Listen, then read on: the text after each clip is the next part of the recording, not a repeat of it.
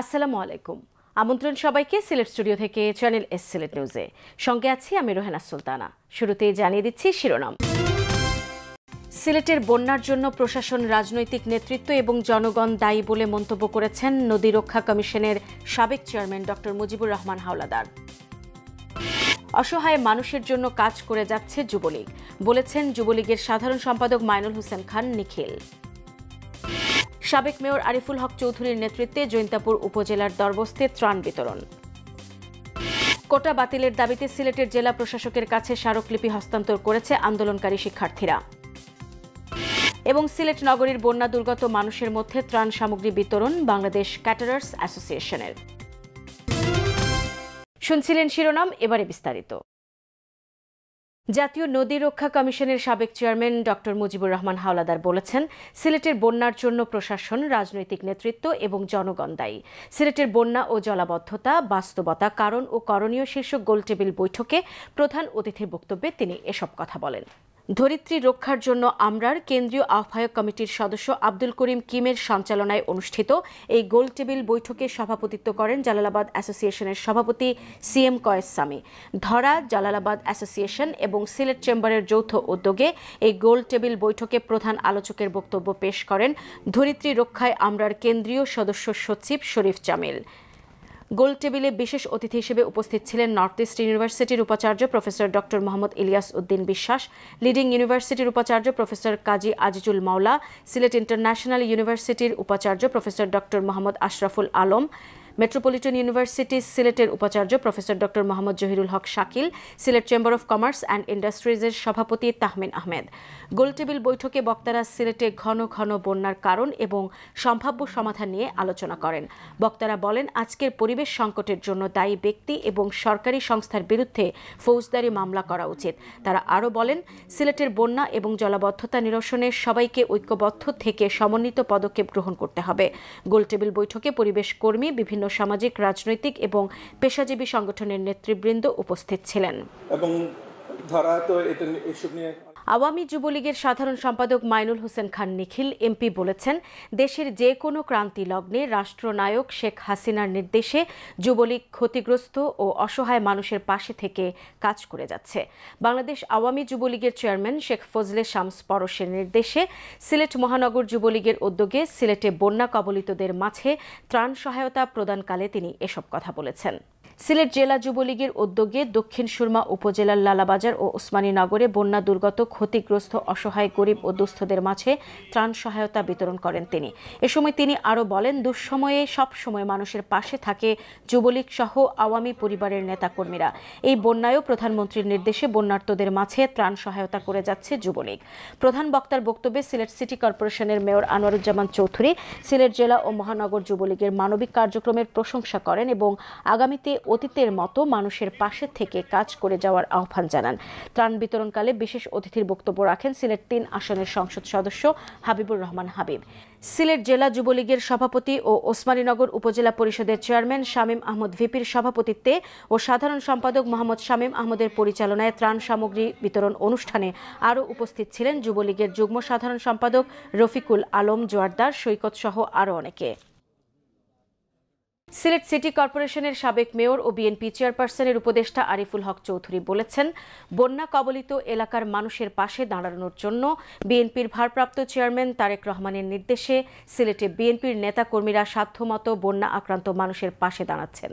সিলেটের জৈন্তাপুর দরবস্ত এলাকায় বিএনপির ভারপ্রাপ্ত চেয়ারম্যান তারেক রহমানের পক্ষ থেকে বন্যার্তদের মাঝে খাদ্য সামগ্রী বিতরণকালে প্রধান অতিথির বক্তব্যে এসব কথা বলেন তিনি। দরবস্ত ইউনিয়ন বিএনপির সভাপতি কুদরতুল্লাহর সভাপতিত্বে ও দরবস্ত ইউনিয়নের চেয়ারম্যান বাহারুল আলম বাহারের পরিচালনায় বিশেষ অতিথির বক্তব্য রাখেন মাহবুবুর রব চৌধুরী, যুগ্ম সম্পাদক ইস্তিয়াক আহমদ সিদ্দিকী, সাংগঠনিক সম্পাদক শামীম আহমদ, জেলা বিএনপির উপদেষ্টা আব্দুস সবুর, জেলা বিএনপির সহ সাংগঠনিক সম্পাদক বাদশা মিয়া, সিলেট জেলা ছাত্র দলের যুগ্ম সম্পাদক আফজাল হোসেন, ডক্টর শহীদুল ইসলাম শিপলু সহ আরও অনেকে। পেশায় একজন প্রকৌশলী হয়েও সিলেটে প্রায় ৩০০ জাতের আমের গাছের বাগান করে তাক লাগিয়ে দিয়েছেন ইঞ্জিনিয়ার জুয়েল আহমদ চৌধুরী। তাঁর বাগানে আম ছাড়াও আছে দেশি বিদেশি আরও প্রায় ১০০ জাতের ফলের গাছ, যা দেখে মুগ্ধ হচ্ছেন দর্শনার্থীরা। সিলেট থেকে বিস্তারিত দেখুন মইনুদ্দিন মঞ্জুর রিপোর্টে।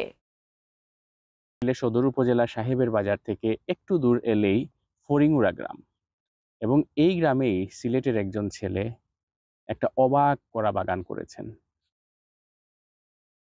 বাংলাদেশে এরকম বাগান আসলে বলা চলে ব্যতিক্রম। পৃথিবীর প্রায় সব দেশের আমের জাত যেগুলো আছে সেই সব আমের জাত এক জায়গায় জড়ো করে তাক লাগিয়ে দিয়েছেন সিলেটের ছেলে ইঞ্জিনিয়ার জুয়েল আহমদ চৌধুরী। এবং দেখুন, এই গাছের মধ্যে একদম মাটিতে পড়ে আছে আম, ঝুলে আছে আম, এবং বিভিন্ন সাইজের, বিভিন্ন কালারের, বিভিন্ন টেস্টের, মানে একটা অসাধারণ কম্বিনেশন করেছেন তিনি। প্রায় ২৫ বিঘা জায়গায় গড়ে তোলা ইঞ্জিনিয়ার জুয়েল আহমদ চৌধুরীর JM ফ্রুট পার্ক যেন একটা সবুজ সাম্রাজ্য। হরেক রকমের আম ছাড়াও মাল্টা, সুমো ম্যান্ডারিন, আভিউ সহ নানা জাতের দেশি বিদেশি আরও প্রায় ২০০ জাতের ফলের গাছের সমারোহ আছে এই JM ট্রপিক্যাল ফ্রুট পার্কে। যারাই এই ফল বাগান ভিজিট করছেন তারা সবাই সিলেটের মাটিতে এরকম একটি ফল বাগান দেখে হচ্ছেন মুগ্ধ। ভালো লাগছে এবং সুন্দর এবং মনোরম পরিবেশে একটা জিও করা হয়েছে। বিভিন্ন প্রজাতির আম, এগুলো খুব টেস্টি, বিদেশ থেকে কালেকশন করিয়া আমার ইঞ্জিনিয়ার সাহেব আনছই নাকি। একটা ভিন্ন ধরনের একটা এক্সপিরিয়েন্স, আমরা আসলে আশাও করতাম পারছি না। আমি দীর্ঘদিন ধরে আমি শুনছি তাই এই প্রস্তুতি নিয়ে আজকে দিকে আমার কাছে খুবই অবাক লাগছে। বাস্তবে যে ১২৬টা আম উৎপাদন করিয়া ফলাইয়া এটা দেখানি যায়, এটা হলো আমার চিন্তার বাইরে আছে। এটা খুব খুব সুন্দর জিনিস করছো, যে এত ভ্যারাইটি ফ্রুটর গাছ হল আমি আর দেখছি না। সিলেট তো খুব নাইও, আমার কাছে লাগে সিলেট আর এলাকা করছই না। এবছর সিলেটে অস্বাভাবিক শিলাবৃষ্টি এবং অতিবৃষ্টি সত্ত্বেও ১২৬ জাতের আমের ফলন করতে সমর্থ হয়েছেন ইঞ্জিনিয়ার জুয়েল আহমদ চৌধুরী। দর্শনার্থী ও শুভাকাঙ্ক্ষীদের জন্য এই আমগুলো এবার দেখারও সুযোগ করে দিলেন তিনি। গত বছর আমরা সর্বোচ্চ ২০টার মতো আম প্রেজেন্ট করতে পারছিলাম। আলহামদুলিল্লাহ এই বছর ১২৬-এর মতো প্রজাতি আমরা হারভেস্ট করতে পারছি। আর আমাদের অলমোস্ট ৩০০-র উপরে গাছ জাত আছে এবং আশা করতেছি আগামী বছর ৩০০-র কাছাকাছি আমরা ফল হারভেস্ট করতে পারবো একই সাথে। ইঞ্জিনিয়ার জুয়েল আহমদ চৌধুরী আমের চারা নিয়ে রীতিমতো গবেষণা করছেন। বাংলাদেশে আমের মৌসুমকে দীর্ঘ করার স্বপ্নে বিভোর এই স্বপ্নবাজ মানুষটি। আমরা দেশের যে আমগুলা সর্বোচ্চ ২ থেকে ৩ মাস মধ্যে আমগুলা শেষ হয়ে যায়। তো আমরা এই জাতগুলা নিয়ে কাজ করার কারণে আমরা আশাবাদী মে মাস থেকে সেপ্টেম্বর পর্যন্ত আমরা পুরোপুরি গাছ থেকে ফ্রেশ ফ্রুট হারভেস্ট করতে পারবো। তো এই জন্যই এত জাত নেওয়া, এবং আমরা ৫ মাস যদি এই আমের পিরিয়ডটাকে লম্বা করতে পারি তো এটা আমি মনে করি আমাদের দেশের জন্য, আমাদের জন্য অনেক বড় একটা কাজ হবে। আলফানসো, মিয়াজাকি, নামদুকমাই, কেসার, রবি, কিং অব চাকাবা সহ এরকম বিশ্বের সেরা জাতের আমগুলো বাংলাদেশের মাটিতে একসময় বাণিজ্যিকভাবে চাষ হবে, সেটাই সম্ভব করতে চান ইঞ্জিনিয়ার জুয়েল আহমদ চৌধুরী। আমাদের সিলেটের কৃতি সন্তান ইঞ্জিনিয়ার জুয়েল আহমদ চৌধুরী, তার মতো এরকম উদ্যোক্তা আরো সিলেটে তৈরি হবেন এবং এরকম সুন্দর সুন্দর বাগান গড়ে তুলবেন, এটাই আমাদের প্রত্যাশা। Moniruddin Manju, channel S news, Sylhet. Sylhet নিউজে নিয়ে নিচ্ছি ছোট্ট একটা বিরতি। আমাদের সঙ্গেই থাকুন, ফিরে এসে অন্যান্য খবরের সাথে আরও যা থাকছে। কোটা বাতিলের দাবিতে সিলেটের জেলা প্রশাসকের কাছে স্মারকলিপি হস্তান্তর করেছে আন্দোলনকারী শিক্ষার্থীরা। এবং সিলেট নগরীর বন্যা দুর্গত মানুষের মধ্যে ত্রাণ সামগ্রী বিতরণ বাংলাদেশ ক্যাটারার্স অ্যাসোসিয়েশনের।